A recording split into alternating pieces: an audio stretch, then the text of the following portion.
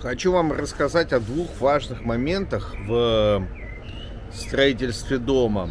У меня есть серия «Я построил дом», и я действительно своими силами построил дом в Горячем Ключе Краснодарского края. У меня была уверенность оправданная, что я могу это сделать сам.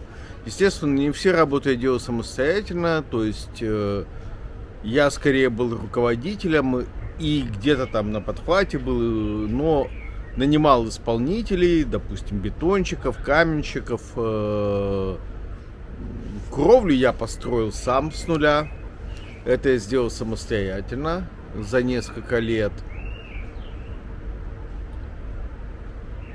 И у меня в двух сериях рассказано о том, по каким критериям я выбирал Горячий Ключ как место для строительства дома, и как я ошибся, если не сказать лоханулся, с выбором места в самом Горячем Ключе по коммуникациям, с точки зрения коммуникаций. Если коротко, Горячий Ключ я выбрал именно потому, что это именно город. Хотя когда-то он был станицей, но Горячий Ключ находится на трассе М4 Дон. Он рядом с железной дорогой. Для меня это было критично. Я по-прежнему считаю, что наличие железной дороги — это признак цивилизации. Он является столицей Горячеключевского района. Соответственно, уровень медицины там повыше и обеспеченности. То есть вот это были для меня критерии.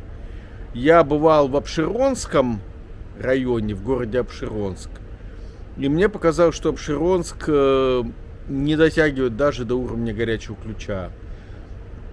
Ну, наверное, сопоставимыми условиями обладает станица Северская, примерно такое же расстояние от Горячего Ключа, также находится в предгорьях Кавказских гор.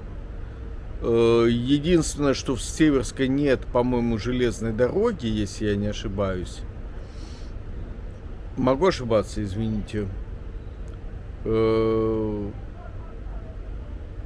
вот поэтому я выбрал Горячий Ключ. Подпишитесь на меня сейчас. Я буду дальше рассказывать о том, как я строил дом в Горячем Ключе. И напишите в комментариях, что конкретно вам интересно в процессе строительства дома от нуля до сдачи в эксплуатацию и последующей жизни и эксплуатации этого жилья. У меня весь этот опыт есть. Начал я строить купил я участок в 2006 году.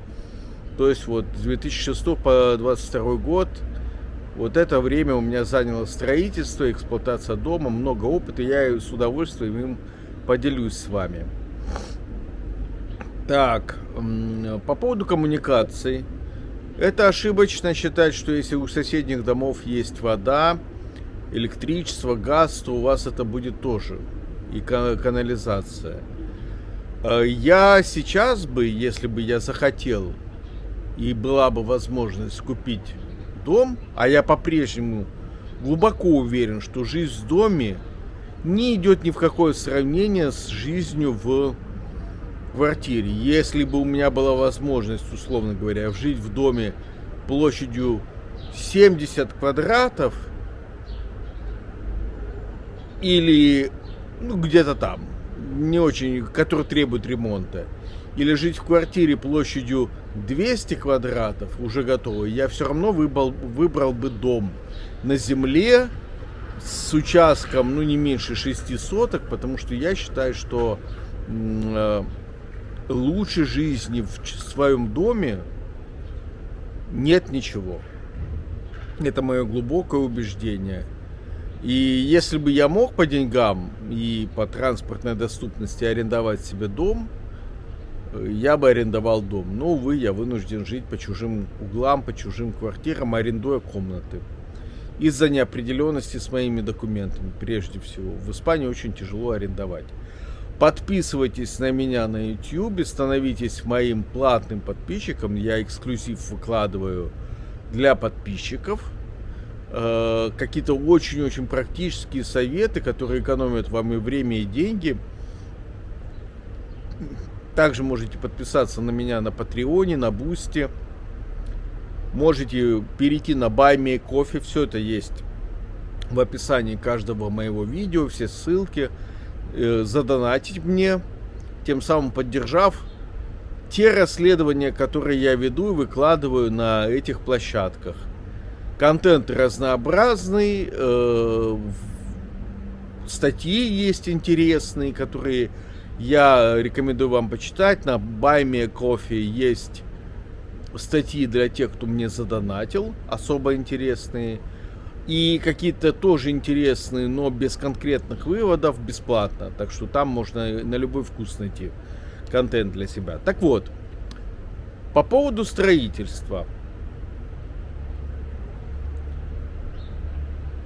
Когда я купил участок, привел в порядок документы, получил разрешение на строительство, тогда это делалось по разрешению на строительство, я разработал проект с одним из архитекторов в горячем ключе, прошел все стадии согласования.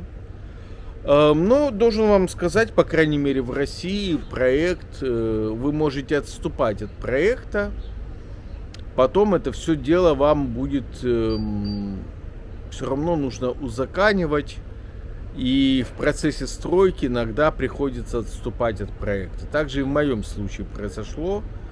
Я вначале строил по проекту, но независящие от меня обстоятельства мешались, пришлось от проекта отступить немного. И пришлось потом перестраивать. Так вот, первое, с чего все начинают, это выбор места на участке для застройки, так называемого пятна застройки. Насколько я понимаю требования, нужно отступить дистанцию в 6 метров от соседних капитальных строений на соседних участках и, по-моему, 5 метров от фасада. На память называю. Но в любом случае, когда вы будете... Сейчас это в уведомительном порядке делается. То есть вы уведомляете о том, что собираетесь построить дом в определенных границах, и вам это уведомление как бы утверждают, что вы действительно все правильно собираетесь сделать. Очень важную вещь хочу вам сказать, вот критически важную. С чем столкнулась моя соседка по горячему ключу? У нее был дом, доставшийся от бабушки, который стоял близко к дороге, близко к соседним домам. Они хотели увеличить этот дом по размерам.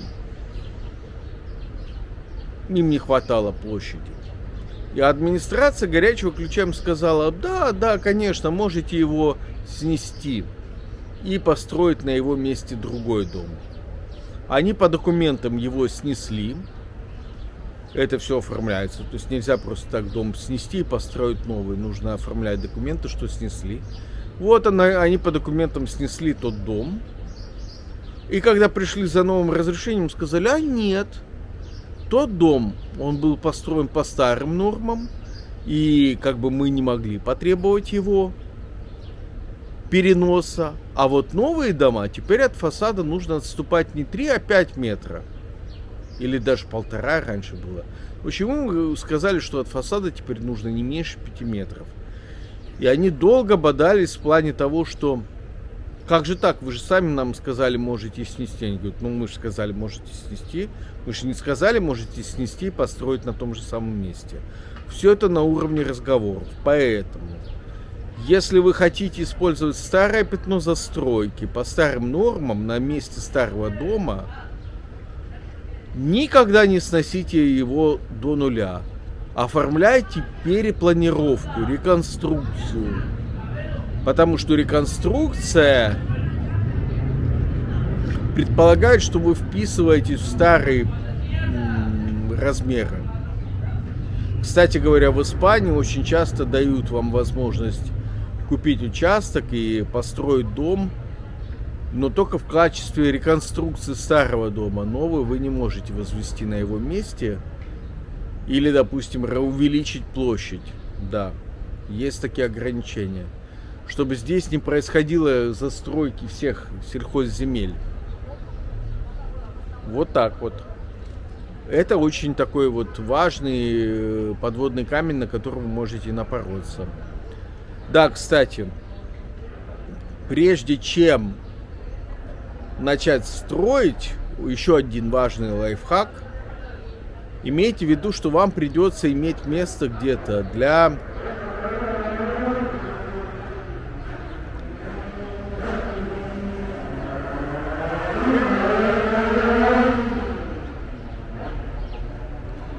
Вам где-то придется иметь место для хранения вашего имущества, поэтому сразу готовьтесь к тому, чтобы, например, купить железнодорожный контейнер, куда складывают всякие там провода, дренажный насос, который вам пригодится, если дождь пойдет выкачивать воду из котлована, всякие ведра, бочки, удлинители, потому что не сразу дадут свет, и придется договариваться с соседом, протягивать от него удлинитель. Прикиньте, где вы можете на участке поставить железнодорожный контейнер или какой-нибудь старый гараж, чтобы в него складывать свои пожитки. Бросите на участке, украдут. Наркоманы, скорее всего, украдут. У меня воровали очень часто. Переноски воровали. Пришлось купить и привезти гараж из Краснодара. Хороший гараж толстого металла. Потом его распилил, продал на металл. Взамен получил сделанную из этого гаража бетономешалку. Прослужила верой и правдой много лет. Так вот. Да, я уже забежал вперед, что для начала строительства вам нужен некий такой вот маленькое подсобное помещение. Желательно металлическое, чтобы нельзя было стену проломать. Типа бытовочки, куда складывать всякие нужные вещи на участке. Удлинитель можно первое время, пока коммуникации не подключены, подключать с помощью удлинителя, в смысле электричества, с помощью удлинителя от соседа. Если вы покупаете домик под реконструкцию, под перестройку, то, наверное, на первое время все равно потребуется что-то, потому что тот же домик старенький вы разберете. Имейте в виду, что старые дома часто строились на ленточных фундаментах, а ленточные фундаменты очень, особенно в горной местности, очень часто лопаются и могут быть сделаны некачественно. Вторая очень важная вещь, которую вам скажу. Проверяйте скрытые объемы. Как я попал, лично мой опыт, на большие деньги. Когда в 2006 году я купил фундамент с 11% готовностью, это был нулевой цикл залит, то есть фундамент до первого этажа, я доверил строителям, что они разберут старый фундамент, вытащат оттуда все и сложат этот старый фундамент сбоку в одну кучку, чтобы я это все мог использовать. Что сделали строители? И это, к сожалению, правило, а не исключение. Строители, не знаю по каким причинам, ребят, вот честное слово, для меня это нет объяснений, сделали следующее. Они разломали, откопали старый фундамент по кругу, разобрали эти ФСки, сложили в пирамидку, но ФСки лежали на больших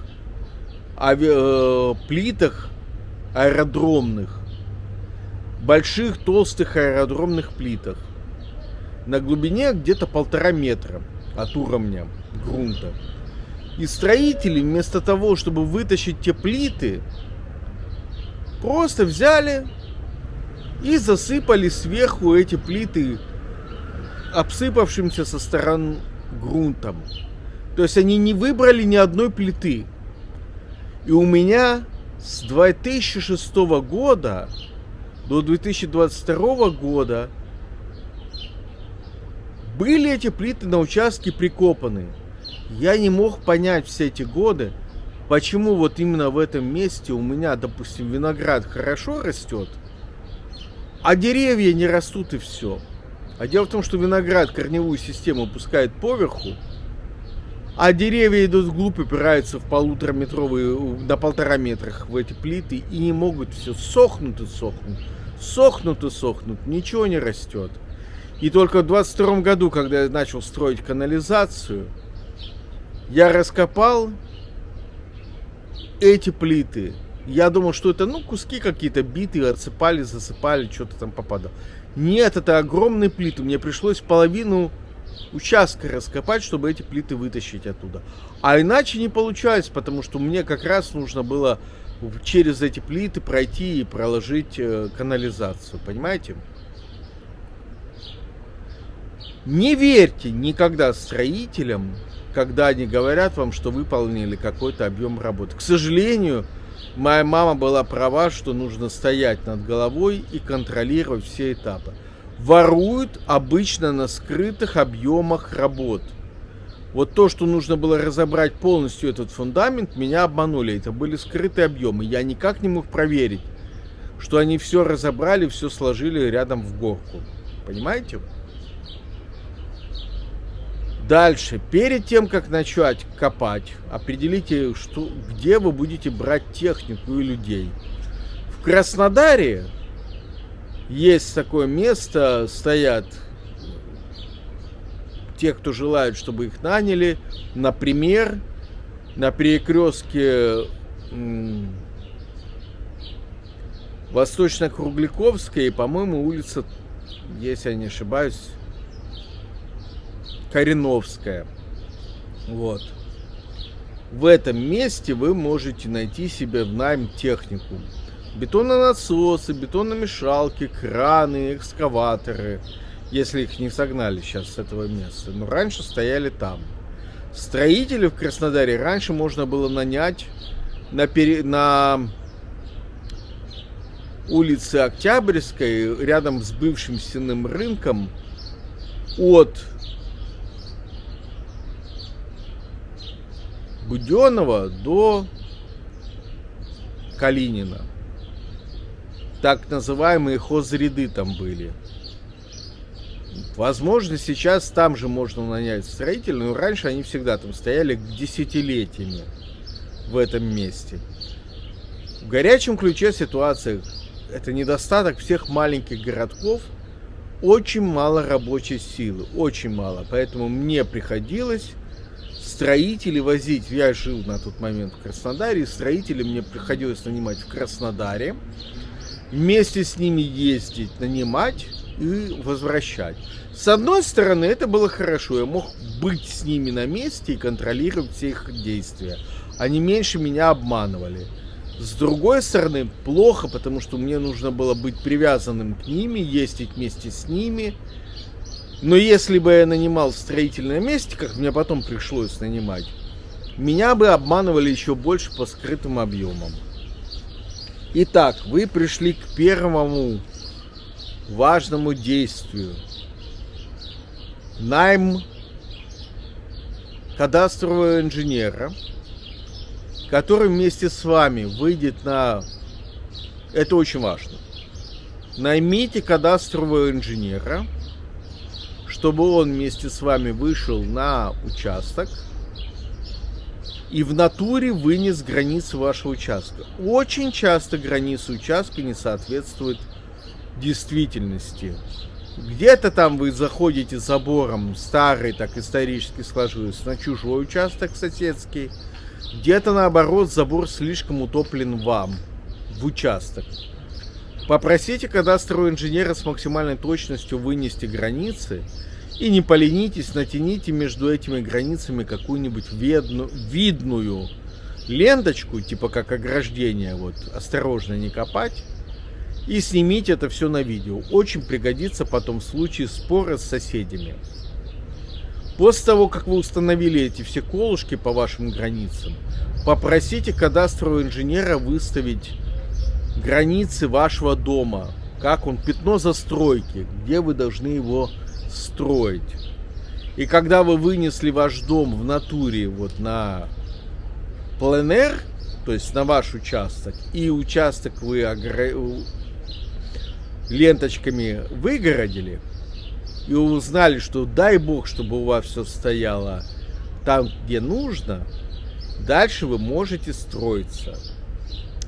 Мой вам совет: отступите полметра, ну, может быть, не полметра, но сантиметров 30 от границ вашего участка вглубь, чтобы забор всегда стоял только на вашей земле, не по меже, нет.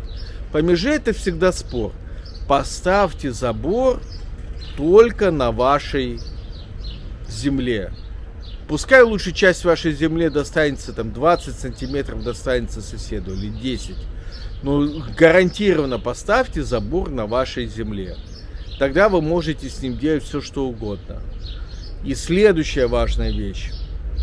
Чуть-чуть уменьшите пятно застройки, чтобы в случае, если к вам придут проверяющие, например, в ответ на ваши жалобы о том, что плохо работает администрация, ко мне часто, ежегодно и то чаще приходили, мерили мой дом, не дай бог я его увеличил или передвинул.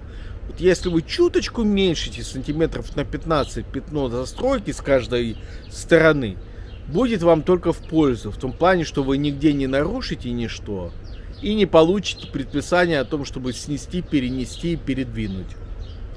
Поняли, да? 15-20 сантиметров отступаем вглубь, чтобы все было в рамках, заведомо в рамках закона.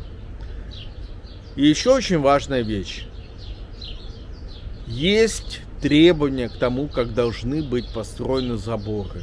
К светопропусканию заборов, к тому, как должны располагаться деревья на участке, чтобы они не создавали большую тень. Все эти требования расписаны в градостроительных нормах, в правилах землепользования и застройки, что у вас применяется для вашего участка. Прочитайте внимательно. На сайте администрации, например, на сайте администрации горячего ключа, висят эти все нормы. Прежде чем тратить деньги на стройку, прочитайте, что вам можно и чего нельзя делать на вашем участке. Например, если у вас участок для рекреационного назначения, у вас есть жесткие ограничения по тому, что вы можете на нем строить. Если у вас участок для ИЖС, там тоже есть ограничения. Если у вас участок для общественно-деловой застройки, там есть свои нормы. Внимательно ознакомьтесь с теми нормами, которые действуют у вас на участок перед тем, как строить. И помните, что пока вы строите, эти нормы могут ужесточить. Обычно у нас нормы ужесточают, а не послабляют. Поэтому помните, что строить надо быстро, чтобы не получилось так, что вы строили, нормы ужесточили. И что? И вы теперь не подпадаете под новые нормы. Поэтому я вам говорю, чуть-чуть отступите, рассчитайте, чтобы построиться быстро и успеть, пока нормы не изменили в худшую сторону. А могут поменять генплан, могут поменять правила землепользования и застройки, могут каждый год менять его, на самом деле. Как депутаты соберутся и примут. Следите, кстати говоря, за публикациями на сайте администрации, особенно в разделе «Что там рассматривает Совет муниципальных депутатов». А то может оказаться, что ваши соседи уже провели слушание и собираются впритык к забору построить пятиэтажную гостиницу. Поэтому следите за проектами постановлений, которые собираются принимать депутаты. Возможно, на этом заседании, на каком-то, лишается и в том числе и ваша судьба. И если вы не пришли, это ваша проблема, что вы не прочитали на сайте Совета муниципальных депутатов о том, что ваш сосед собирается построить отель Хилтон впритык к вашему участку. А вот если бы вы пришли, проследили, то выяснилось бы, что вы могли бы сказать нет, и сосед бы ничего не построил. Я вам кинул ссылки по горячему ключу, как это все там действует, а вы можете по аналогии поискать на сайтах ваших городов, поселков, деревень, где вы живете у себя. Вот, когда вы все подготовились, когда у вас это все выставлено, в этот момент вы можете начинать думать, где найти бригаду для того, чтобы копать. Придется не только трактором копать. Трактор выкопал фундамент, яму, по-русски говоря, а потом сразу нужно ставить опалубку. И вам нужно контролировать. Вам нужно завести лес или где-то взять съемную опалубку. И вам нужны люди, которые будут ставить эту опалубку. И желательно, чтобы это были те же люди, которые будут заливать бетон. Потому что если кто-то поставит опалубку, а другие будут заливать бетон, те, кто придут следом, скажут, что сделано все неправильно. Рассказываю анекдот, не политкорректный, но очень в тему. Но вы пока подпишитесь и мне напишите, насколько вам полезно, не полезно то, что я вам сказал. И о чем вы хотите. Может быть, я что-то упустил. Анекдот такой. Дом строили плохие люди. На букву «П». Встречаются два новых русских. Один другому говорит: мне дом построили итальянские архитекторы и немецкие строители. Он говорит: а мне дом построили только 3 дворасы. А как же так? Он говорит: да вот как. Вызвал бригаду бетонщиков, опалубщиков. Они поставили опалубку, ушли. Пришли бетонщики, сказали: какие 3 двора состраивали вам опалубку? Все неправильно. Переделали, взяли много денег, поставили свою опалубку, залили бетон, ушли. Потом пришла следующая бригада каменщиков, посмотрели на фундамент, сказали, какие 3 двора сделали этот фундамент, все сказали неправильно, кривой косой полопался, взяли 3 дорого, выровняли фундамент, поставили стену, ну и так далее. Вы по аналогии поняли, что каждый последующий этап, кто бы ни приходил, все кляли и ругали предыдущих строителей, говорили, что все делается неправильно. Но если вы вдруг подумали, что если вы найдете бригаду, она будет строить от нуля до маковки, до крыши одни, сами, то я вас уверяю и убедился на своем опыте, что после такой бригады вы выясните, что косяков было еще намного больше. Просто вы не имели шанса этого узнать. Все, спасибо вам, подписывайтесь, ставьте мне лайки за этот интересный рассказ. В следующем рассказе я не только расскажу, как я делал первые шаги в строительстве, вернее, руководстве строительством, но и где конкретно я в горячем ключе брал материалы, где я нанимал людей, как я их нанимал, то есть разложу вам буквально по полочкам, разжую в следующем видео, как я построил дом в горячем ключе. Всем пока.